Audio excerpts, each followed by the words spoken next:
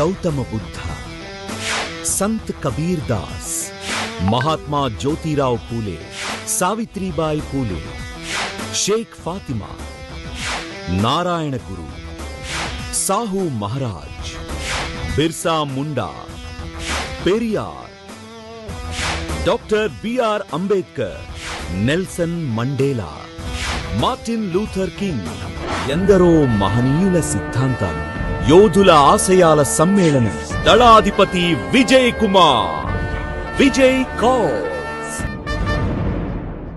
Liberation Congress party నుంచి సూటిగా ఆంధ్రప్రదేశ్ గౌరవనీయ ముఖ్యమంత్రి చంద్రబాబు నాయుడు గారిని అడుగుతున్నాం, ఈ రాష్ట్రంలో శాంతి భద్రతలు ఉన్నాయా? మీరు మీ రాజకీయ వారసత్వాన్ని నిలబెట్టుకోవడానికి అధికార బదలాయింపు మీద చూపించేటువంటి శ్రద్ధ మీ పోర్ట్ఫోలియో లా అండ్ ఆర్డర్ మీద చూపించడం లేదు అని జనం చర్చించుకుంటూ ఉన్నారు. చట్టం మీ సొంత జాగురులాగా అధికార దుర్వినియోగానికి పాల్పడుతూ అక్రమమైనటువంటి నిరంకుశమైనటువంటి పాలన ఈ ప్రజాస్వామ్యంలో ఆంధ్రప్రదేశ్ రాష్ట్రంలో జరుగుతుందని ప్రజలందరూ కూడా ఈ రోజు వాపోతున్న పరిస్థితి మేము ఫీల్డ్ లో చూస్తూ ఉన్నాం. మీరు 4 సార్లు ముఖ్యమంత్రి, 40 సంవత్సరాల పైనే నా సుదీర్ఘమైన రాజకీయ జీవితంలో ఇలాంటివి నేను చూడలేదు అని మీ స్పీచ్ లో మీరు మాట్లాడుతున్నారు కదా. 40 సంవత్సరాలు నా రాజకీయ జీవితంలో ఇంత నీచమైన రాజకీయం నా జీవితంలో ఎప్పుడు చూడలే.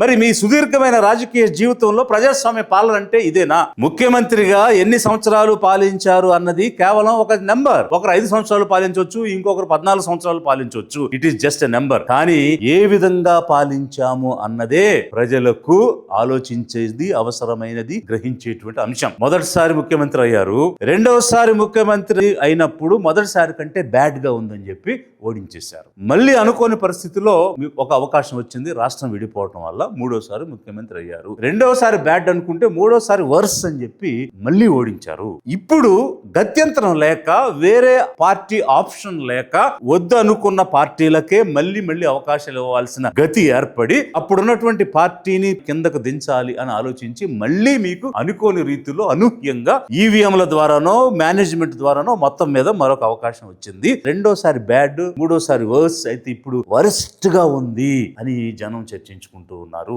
సాయి కృష్ణ దగ్గర నుంచి, జర్నలిస్టుల దగ్గర నుంచి, కేవీఆర్ దగ్గర నుంచి, రావణ్, ఇట్లా అనేక మంది సినిమా వాళ్లతో సహా ఒక్కొక్కరి మీద ఎన్ని రకాల కేసులు పెడతారు, ఏ విధంగా అరెస్ట్ చేస్తారు, వారిని అరెస్ట్ చేసిన విధానం ఏ విధంగా ఉంది. తెలుగు యూట్యూబర్ ప్రశ్న రావణ్ పై ఆంధ్రప్రదేశ్ పోలీసులు రాజద్రోహం కేసు నమోదు చేశారు. తెలంగాణకు చెందిన జర్నలిస్ట్ కె వెంకటరామరెడ్డి అరెస్ట్ వ్యవహారం హాట్ టాపిక్ గా మారింది. వాళ్ళు తప్పు చేస్తే మీరు కేసు పెడితే దానిని విచారించడానికి కోర్టులోనే చేస్తాయి. ఒకసారి బెయిల్ ఇస్తే మళ్ళీ కేసు పెడతారు, మళ్ళీ బెయిల్ ఇస్తే మళ్ళీ కేసు పెడతారు. బెయిల్ తీసుకుని బయటకు రాగానే అరెస్ట్ చేసి తీసుకెళ్తారు. 4వ బెయిల్ వచ్చింది.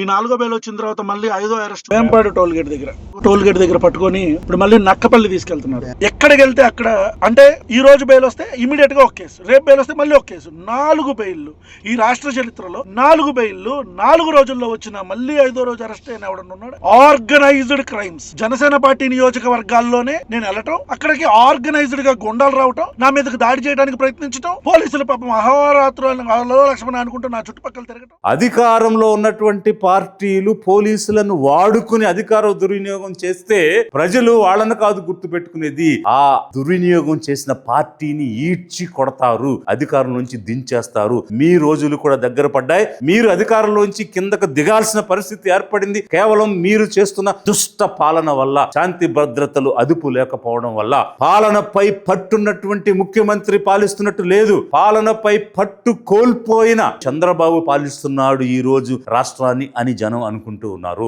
నిన్న మొన్న రాజకీయాల్లోకి వచ్చిన ఒక సినిమా యాక్టర్ కి డెమోక్రసీ గురించి తెలియకపోవచ్చు, ప్రజాస్వామ్య పాలన అంటే తెలియకపోవచ్చు, వారికి అరాచకమే తెలిసి ఉండొచ్చు.